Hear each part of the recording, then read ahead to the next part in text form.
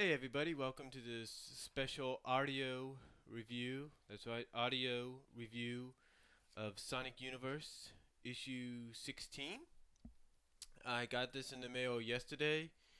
I was planning to do a review on it yesterday, but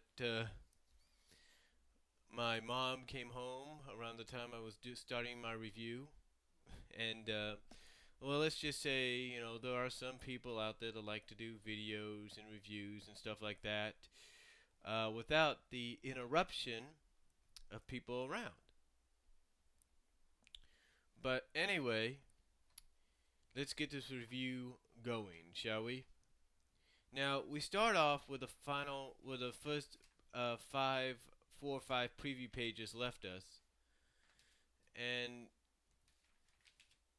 basically, like I said, Ed, we start out with those pages, and the last page that we get in the preview, of course, is where SBO has to prove his worth, has to prove his word, his trust, by letting Sonic, Sally, Tails, and Monkey Kong on on or in on some secrets about them that they didn't think people knew about. And like for Sonic, he recalls the sneak episode in issue 97,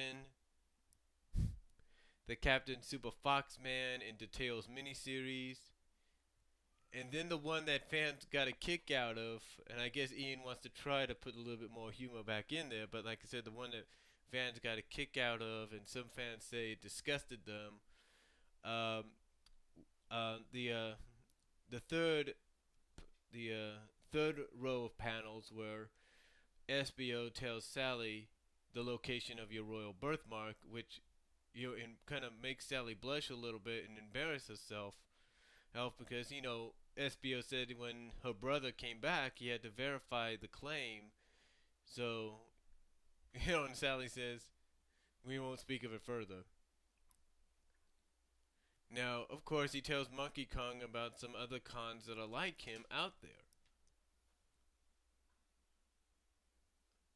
Well, anyway, after this whole interrogation and proof of okay, I am telling you the truth and you can trust me.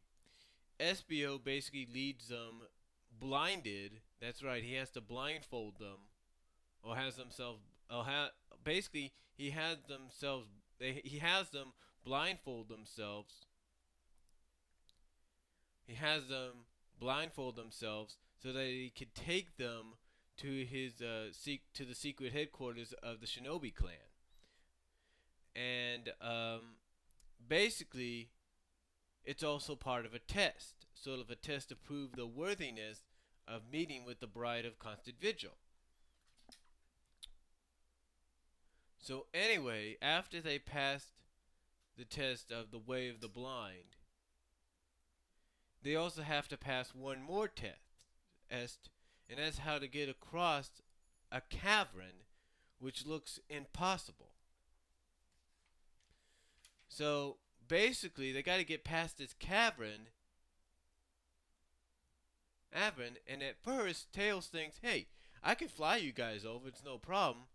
But Monkey Kong, who has had past experience with the Shinobi clan, basically has, you know, you know, dealt with them in the past, if you will, remembers that the Shinobi clan and um, can be very deceitful. Well, not deceitful, but basically, they what looks like an ordinary area and looks like a safe area, it could be a trap, an area full of traps, and that's what he shows Tails. Basically saying that, in his past dealings with them, he has realized that the Shinobi clan is experts in hiding traps in plain sight. So, and Tails is a little surprised by that because he could have flown into that without knowing it. Now, Sally, of course, deduces and kind of deduces all this in her mind, kind of tries to piece all the pieces together in her mind. And she takes a clump of dirt when she like says pieces it all together, throws it into the air, and then that's that's how she finds out, along with everybody, that the pathway that they need to get across with is invisible. But knowing their luck and knowing how the shinobi might work, it might also be a maze or ladder or be laddered with traps. Basically be like what Tails was gonna fly into if it wasn't for Monkey Kong stopping him. So but this also gives Sonic an idea. Sonic gets the idea of, okay, this looks alright. He basically does what Sally does. He takes a clump of dirt, if you will, and then runs across the pathway and spreads it all over where they'd be walking. Basically making it easier for them to get across without, probably falling to the doom.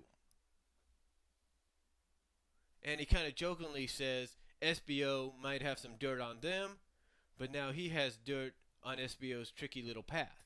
Basically, he now knows how to get past the path without having to worry about whether I'm going to fall or not. So anyway, they finally meet up with the Bride of Constant Vigil. And she basically comes out at first and says, okay, here's the thing. They meet with the Bride of Constant Vigil.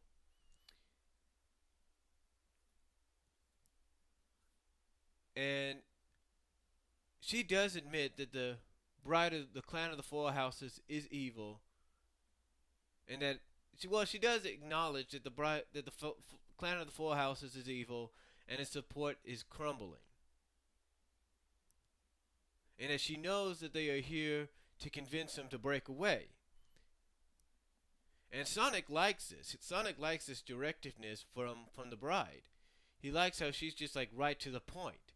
And he asks, will they do it? And she says, yes, we will do it. You have our word of honor. And basically, by doing so, the Clan of the Four Houses is no more. Now, just when you think, oh, that was easy, no problem, we can go now. Oh, well, basically that's what Sonic's thinking, like, wow, that was easy, that's no problem, we can go now. Monkey Kong, of course, has to elaborate more on it. And what I mean is that, he gets angry at the fact. Well, Sonic at first is thinking, man, you just can't let things be simple. You just can't let things go and let us get back to our home. But Monkey Kong, basically, because he has that temper of his, basically has to basically tell Sonic, look, we have spent days and nights traveling here, risking our lives to convince all the clan's brides, to give up the Iron Dominion. And he also points out the fact that they had to leave their friends and family behind in the hands of the monsters, and that the Dragon Kingdom Freedom Fighters, basically he was just boiling mad, if you will, until Sally steps in and tells him, hey, take it slow, take it easy. Finally Ken just, let's, just kind of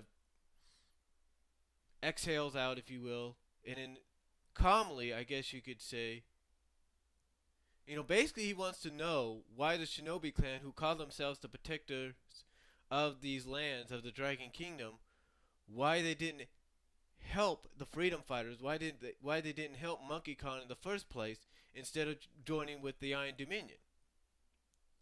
And the Bride basically tells them that for generations ago they would have thought the same way as Monkey Kong and the freedom fighters have.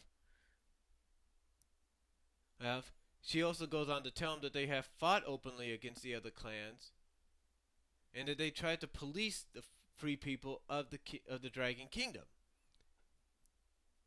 But by doing so, they were nearly wiped out for their efforts. So they basically adopted the shadowy ways and have learned to survive by doing more with less. She goes on to say that the clan is small, Oh, and that if they had chosen to stand and fight against the Iron Dominion and the other clans and or the other houses, they would have basically been wiped off the map. In other words, they would have been destroyed. And she goes on to say the destruction of Khan's freedom fighters proves that her thinking was correct, and that they have done what they have done for generations, and that's watch and wait. But then she goes on to say that SBO's actions has shown her a lot because he's deviated from his original mission. And I will be back with part 2 on this review.